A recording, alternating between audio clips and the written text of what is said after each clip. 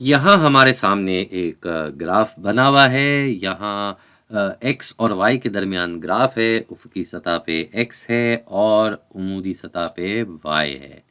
हमें इस वीडियो में क्या करना है, इन दोनों के दरमियान कांस्टेंट ऑफ प्रोपोर्शनैलिटी निकालना है। अब ये इतना मुश्किल अंग्रेज़ी का लफ्ज़ आपको लग रहा होगा। ये होता क्या है, ये दरअसल कोई भी दो चीज़ों के दरमियान एक ताल्लुक़ ग्राफ में जैसे यहाँ बताया हुआ है, वाई और एक्स के दरमियान ताल्लुक़ इस सिम्त के ज़रिए बताया हुआ है और ये एक मुतनासिब ताल्लुक़ है। उसकी वजह ये है कि ये एक ही सिम्त में एक ही तरीके से दोनों की मिक़दारें बढ़ रही हैं।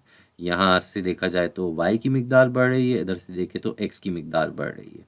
और मुतनासिब ताल्लुक़ इसलिए है कि ये इसके अगर हम मुख्तलिफ़ पॉइंट उठाएँ, जैसे मिसाल के तौर पे ये एक हमें पॉइंट दिया हुआ है, इसके अलावा हम ये भी एक पॉइंट देख सकते हैं और हम ये भी एक पॉइंट देख सकते हैं, हम ये भी एक पॉइंट देख सकते हैं। तो ये हमारे पास 4 पॉइंट आए हुए हैं, जहाँ पे हम क्या करेंगे, हम y की मिक़दार से x की मिक़दार को घटा देंगे। हम y की मिक़दार से x की मिक़दार को घटा देंगे।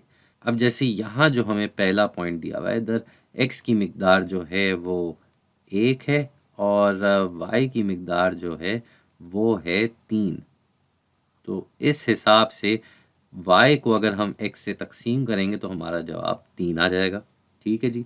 इसी तरीके से अगर हम इस पॉइंट को देखें तो यहाँ x की मिक़दार 0.5 है और y की मिक़दार 1.5 है।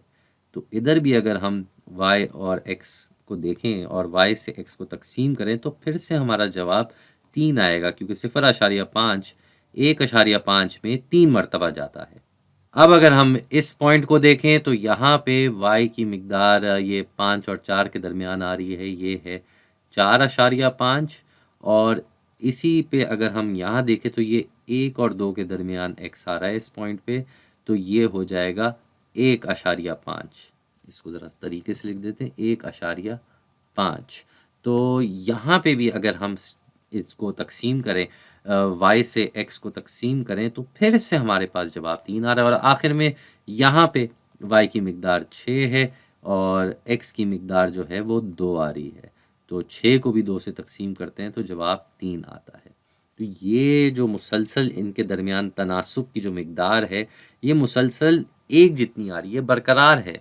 तो ये कहलाई जाती है कांस्टेंट ऑफ प्रोपोर्शनैलिटी, जो कि इस ग्राफ में इन दोनों के दरमियान 3 की मिक़दार रखता है।